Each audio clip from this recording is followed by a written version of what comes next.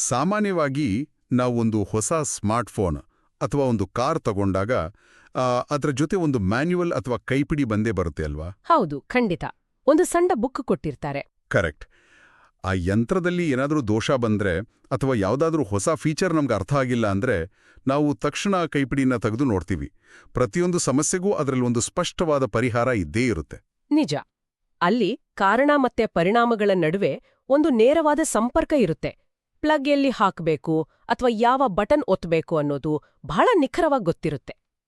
ಆದರೆ ಈಗ ಮನುಷ್ಯನ ಬದುಕಿನ ವಿಚಾರಕ್ಕೆ ಬಂದಾಗ, ಅಂದ್ರೆ ನಮ್ಮ ದೈನಂದಿನ ಹೋರಾಟಗಳಿರ್ಬೋದು, ಆ ದಿಢೀರ್ನೆ ಬರುವ ದುಃಖ ಅಥವಾ ಆ ನೈಜ ಸಂತೋಷದ ಹುಡುಕಾಟ ಇರ್ಬೋದು, ನಮ್ಗ್ಯಾರಿಗೂ ಹುಟ್ಟುವಾಗ್ಲೇ ಆ ಥರದ ಯಾವುದೇ ಕೈಪಿಡಿ ಸಿಕ್ಕಿಲ್ವೇನೋ ಅಂತ ಅನಿಸುತ್ತೆ. ಹೌದು, ತುಂಬಾ ಜನರಿಗೆ ಹಾಗೆ ಅನಿಸುತ್ತೆ. ಕಷ್ಟ ಬಂದಾಗ ಯಾವ ಬಟನ್ ಒತ್ತಬೇಕು ಅಂತ ಯಾರಿಗೂ ಗೊತ್ತಿಲ್ಲ.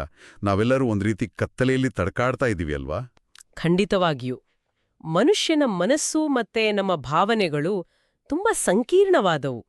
ಬದುಕಿನ ಏರಿಳಿತಗಳಿಗೆ ಒಂದು ಸ್ಪಷ್ಟವಾದ ಮ್ಯಾನ್ಯುಯಲ್ ಸಿಗೋದು ಅಸಾಧ್ಯ ಅಂತಾನೆ ನಾವೆಲ್ಲ ಅನ್ಕೊಂಡಿದ್ದೀವಿ. ಆದ್ರೆ ಇವತ್ತಿನ ನಮ್ಮ ಈ ಆಳವಾದ ವಿಶ್ಲೇಷಣೆಯಲ್ಲಿ ನಾವು ಇದೇ ಆಲೋಚನೆನ ಸಂಪೂರ್ಣವಾಗಿ ಬುಡಮೇಲು ಮಾಡಲಿದ್ದೀವಿ.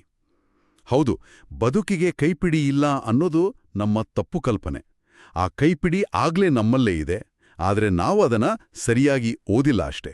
ಹೌದು, ಇದು ಬಹಳ ಮುಖ್ಯವಾದ ವಿಚಾರ. ಇದನ್ನೇ ಅರ್ಥ ಮಾಡ್ಕೊಳ್ಳೋಕೆ ನಾವಿವತ್ತು ಜೈಂದ್ರ ರಾಮನಾಥ ಭಟ್ರು ಬರೆದಿರುವ ಆಧ್ಯಾತ್ಮ ಜ್ಞಾನದಿಂದ ಮುಕ್ತಿ ಪ್ರಾಪ್ತಿ, ಕಿರುಚಿಂತನೆ ಮತ್ತೆ ನವಪ್ರಮೇಯ ರತ್ನಮಾಲ ಅನ್ನೋ ಕೃತಿಗಳನ್ನ ಆಳವಾಗಿ ವಿಶ್ಲೇಷಣೆ ಮಾಡ್ತಾ ಇದ್ದೀವಿ. ಬದುಕಿನ ಸುಖ ದುಃಖಗಳಿಗೆ ಕಾರಣ ಏನು ಮತ್ತೆ ನಿಜವಾದ ಆನಂದನ ಹೇಗೆ ಕಂಡುಕೊಳ್ಳೋದು ಅನ್ನೋದೇ ಇವತ್ತಿನ ನಮ್ಮ ಗುರಿ. ಮತ್ತೆ ನಾವಿಲ್ಲಿ ಕೇವಲ ಕಾಲ್ಪನಿಕ ತತ್ವಶಾಸ್ತ್ರದ ಬಗ್ಗೆ ಮಾತಾಡ್ತಾ ಇಲ್ಲ. ಈ ಮೂಲ ಗ್ರಂಥಗಳು ಹೇಳೋ ಹಾಗೆ ಆಧ್ಯಾತ್ಮಿಕ ಜ್ಞಾನ ಅಂದ್ರೆ ಕೇವಲ ಪುಸ್ತಕದ ಬದನೆಕಾಯಿ ಅಲ್ಲ, ಅಥವಾ ವಯಸ್ಸಾದ್ಮೇಲೆ ಮಾಡೋ ಟೈಮ್ ಪಾಸ್ ಕೆಲಸವೂ ಅಲ್ಲ.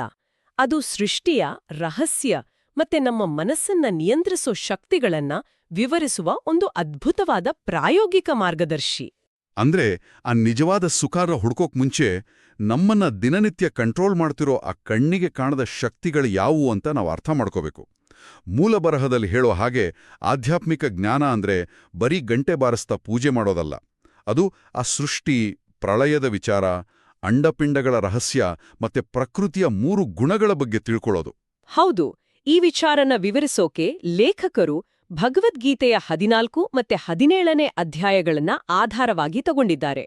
ಪ್ರತಿಯೊಬ್ರಲ್ಲೂ ಈ 3 ಗುಣಗಳಾದ ಸತ್ವ, ರಜಸ್ಸು ಮತ್ತೆ ತಮಸ್ಸು ಇದ್ದೇ ಇರುತ್ತೆ. ಸರಿ, ಇದನ್ನ ಸ್ವಲ್ಪ ಬಿಡಿಸಿ ನೋಡೋಣ. ಈ ಗುಣಗಳು ಹೇಗೆ ಕೆಲಸ ಮಾಡುತ್ತೆ?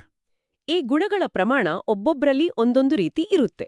ಇವೇ ನಮ್ಮ ವರ್ತನೆ, ಆಸೆ ಮತ್ತೆ ಸುಖ ದುಃಖಗಳನ್ನ ನಿರ್ಧರಿಸೋ ರಿಮೋಟ್ ಕಂಟ್ರೋಲ್ಗಳು. ಉದಾಹರಣೆಗೆ ತಮಸ್ಸು ಗುಣ ತಗೊಳ್ಳಿ.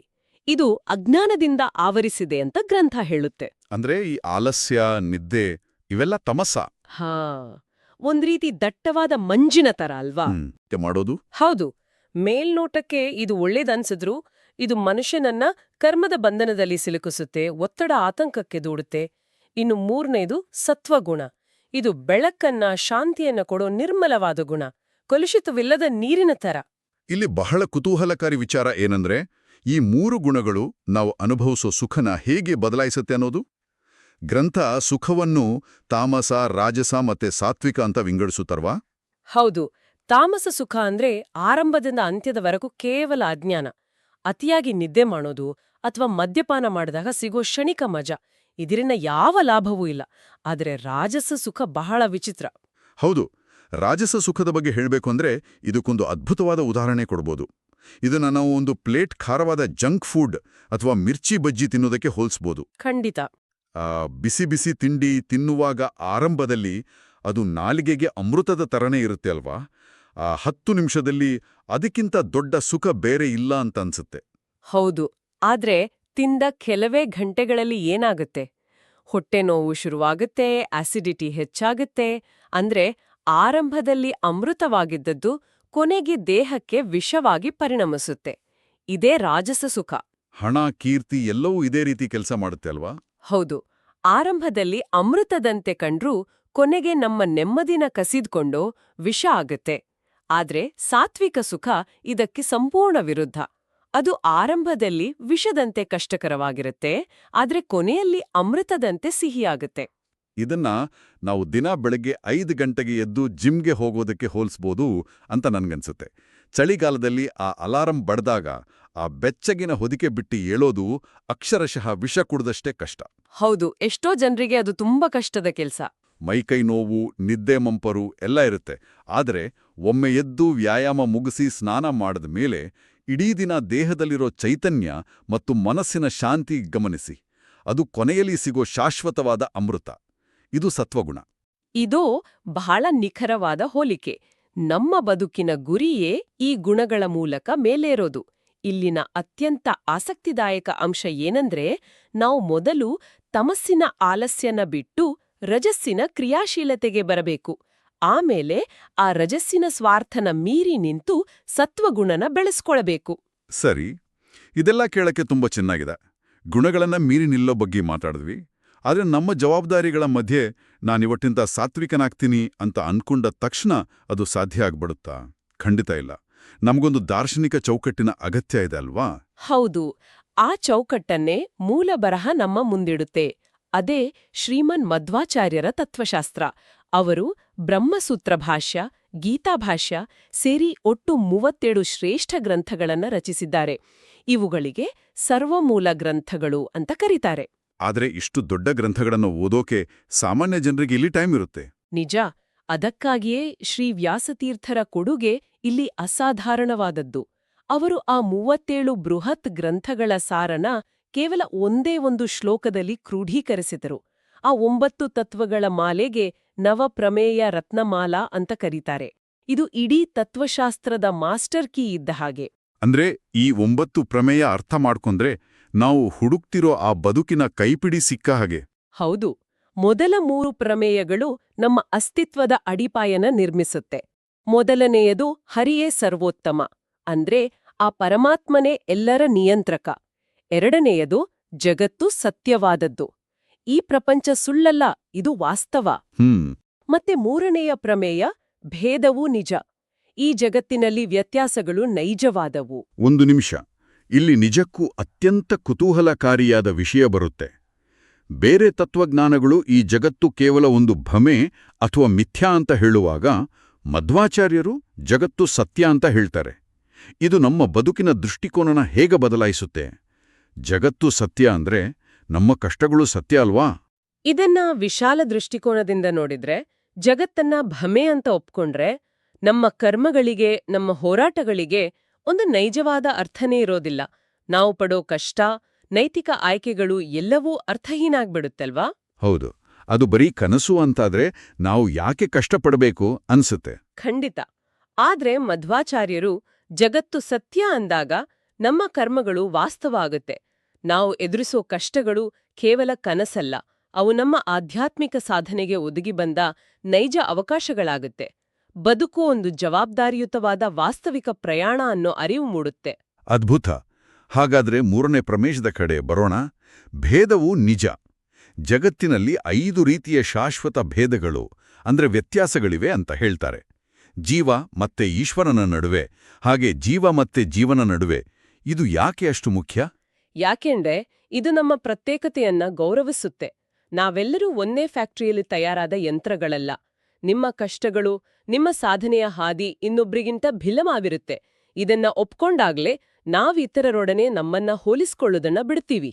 ಸರಿ, ಜಗತ್ತು ಸತ್ಯ ಮತ್ತೆ ಭೇದಗಳು ನೈಜ ಅಂತಾದ್ಮೇಲೆ ಈ ಜೀವರಾಶಿಗಳ ನಡುವಿನ ಸಂಬಂಧ ಹೇಗಿರುತ್ತೆ?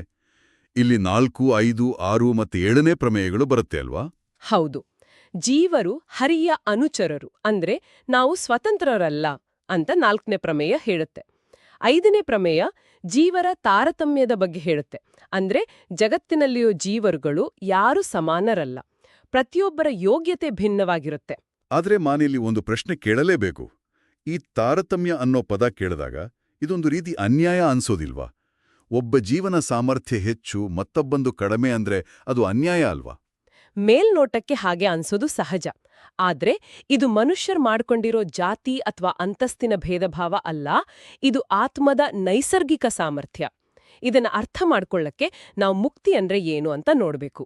6ನೇ ಪ್ರಮೇಯದ ಪ್ರಕಾರ ಮುಕ್ತಿ ಅಂದ್ರೆ ನೈಜ ಸುಖಾನುಭೂತಿ, ತನ್ನ ಸಹಜವಾದ ಆನಂದನ ಅನುಭವಿಸೋದು. ಹಾಗಾದ್ರೆ ಇದೆಲ್ಲದರ ಅರ್ಥ ಏನು? ಯೋಗ್ಯತೆ ಬೇರೆ ಬೇರೆ ಅಂದಾಗ ಎಲ್ಲರಿಗೂ ಸಂಪೂರ್ಣ ಮುಕ್ತಿ ಹೇಗೆ ಸಿಗುತ್ತೆ?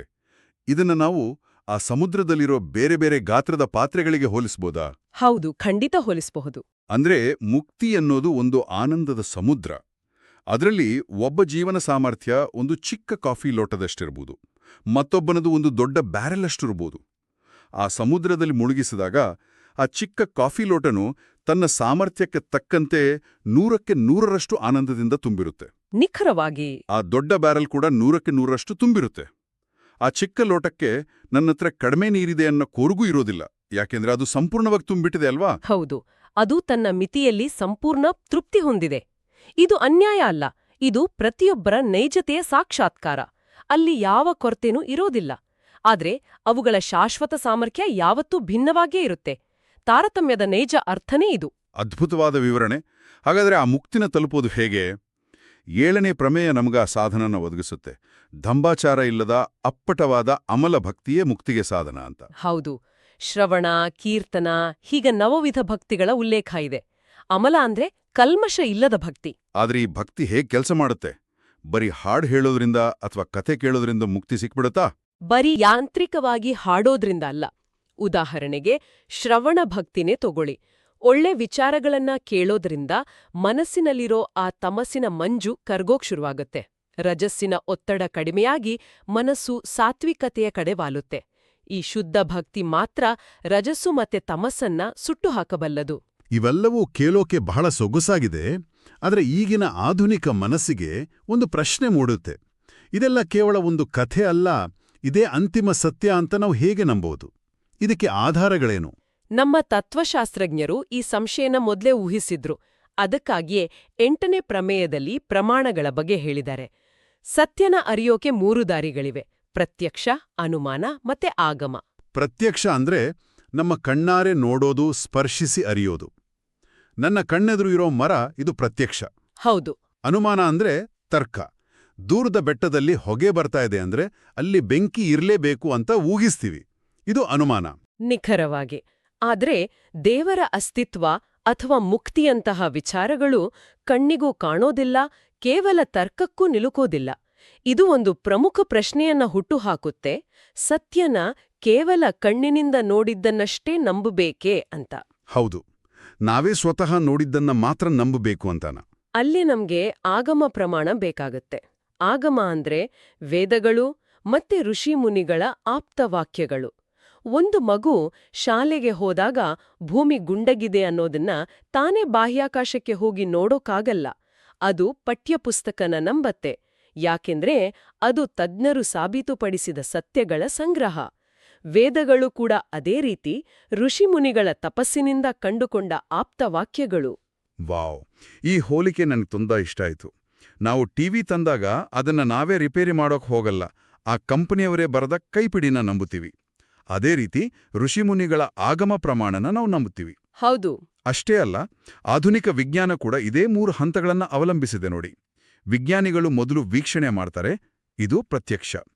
ಆಮೇಲೆ ಒಂದು ಹೈಪೋಥೆಸಿಸ್ ಹಾಕ್ತಾರೆ, ಇದು ಅನುಮಾನ. ಮತ್ತೆ ಕೊನೆಗೆ ರಿಸರ್ಚ್ ಪೇಪರ್ಗಳನ್ನ ರೆಫರ್ ಮಾಡ್ತಾರೆ, ಇದೇ ಆಗಮ ಪ್ರಮಾಣ ಅಲ್ವಾ? ಹೌದು, ಇದು ಸಂಪೂರ್ಣ ವೈಜ್ಞಾನಿಕವಾದ ಮಾರ್ಗ. ಮತ್ತೆ 9ನೇ ಪ್ರಮೇಯ ಇಡೀ ಚರ್ಚೆನ ಒಂದು ಸುಂದರ ಹಂತಕ್ಕೆ ತರುತ್ತೆ. ಎಲ್ಲ ಆಗಮಗಳ, ವೇದಗಳ ಅಂತಿಮ ಅರ್ಥ ಆ ಹರಿನ ತಿಳಿಯೋದೇ ಆಗಿದೆ ಅಂತ ಹೇಳುತ್ತೆ. ಇವತ್ತಿನ ನಮ್ಮ ಈ ಆಳವಾದ ವಿಶ್ಲೇಷಣೆ ನಿಜಕ್ಕೂ ಕಣ್ಣು ತೆರೆಸುವ ಪಯಣವಾಗಿತ್ತು. ಬದುಕಿಗೆ ಒಂದು ಕೈಪಿಡಿ ಇದೆಯಾ ಅನ್ನೋ ಹುಡುಕಾಟದಲ್ಲಿ ಆ 3 ಗುಣಗಳನ್ನ ನಾವು ಅರ್ಥ ಮಾಡ್ಕೊಂಡ್ವಿ. ಹೌದು, ಜೊತೆಗೆ ಜಗತ್ತಿನ ನೈಜತೆನ ಒಪ್ಪುಕೊಂಡು ನಾವು ಒಬ್ರಿಗೊಬ್ರು ಭಿನ್ನ ಅನ್ನೋದನ್ನ ಅರಿತು ಆ ಕಪಟವಿಲ್ಲದ ಭಕ್ತಿಯ ಮೂಲಕ ನಮ್ಮ ಸಹಜ ಆನಂದನ ತುಂಬಿಕೊಳ್ಳೋದು ಹೇಗೆ ಅಂತ ತಿಳ್ಕೊಂಡ್ವಿ. ಇದು ನಮ್ಮನ್ನ ಮತ್ತೆ ಆ ಬದುಕಿನ ಮ್ಯಾನ್ಯಲ್ ಆಲೋಚನೆಗೆ ಕರೆದೊಯ್ಯುತ್ತೆ. ಮೂಲ ಗ್ರಂಥ ಹೇಳೋ ಹಾಗೆ ನಮ್ಮ ಆತ್ಮದ ಸಹಜ ಗುಣವೇ ಸತ್ವ ಮತ್ತು ಆನಂದ. ಹಾಗಾದರೆ ಇಂದಿನ ಈ ಆಧುನಿಕ ಬದುಕಿನಲ್ಲಿ ನಾವು ಅನುಭವಿಸುತ್ತಿರೋ ಆತಂಕ, ಒತ್ತಡ, ಖಿನ್ನತೆಗಳು ಹೊರಗಿಂದ ಬಂದವುಗಳಲ್ಲ ಅಲ್ವಾ? ಖಂಡಿತ ಇಲ್ಲ. ಅವು ಕೇವಲ ನಮ್ಮದೇ ನೈಜ ಆನಂದನ ಮುಚ್ಚಿ ಹಾಕಿರೋ ರಜಸ್ಸು ಮತ್ತು ತಮಸ್ಸಿನ ಕೃತಕ ಹೊದಿಕೆಗಳಷ್ಟೇ ಆಗಿರಬಹುದೇ? 100ಕ್ಕೆ 100 ನಿಜ. ನಿಜವಾದ ಸಂತೋಷನ ಹುಡುಕೋದು ಅಂದ್ರೆ ಹೊಸತೇನನ್ನೋ ಪಡೆಯೋದಲ್ಲ. ನಮ್ಮೊಳಗೆ ಈಗಾಗಲೇ ಇರೋ ಆನಂದದ ಮೇಲಿನ ಧೂಳನ್ನ ಕೊಡುವಿ ಹಾಕೋದು ಮಾತ್ರ ಆಗಿರ್ಬೋದೆ. ಹಾಳಾಗಿರೋ ಯಂತ್ರನ ಎಲ್ಲೋ ತಗೊಂಡೋಗಿ ರಿಪೇರಿ ಮಾಡೋ ಬದಲು ಆ ಯಂತ್ರದ ಮೇಲಿರೋ ಕೊಳೆನ ಒರೆಸಿದ್ರೆ ಸಾಕು, ಅದು ತನ್ನಷ್ಟಕ್ಕೆ ತಾನೇ ಬಳಗುತ್ತೆ. ಯೋಚಿಸ್ನೋಡಿ. ಈ ಆಲೋಚನೆಯೊಂದಿಗೆ ಇವತ್ತಿನ ವಿಶ್ಲೇಷಣೆನ ಇಲ್ಲಿಗೆ ಮುಕ್ತಾಯಗೊಳಿಸೋಣ.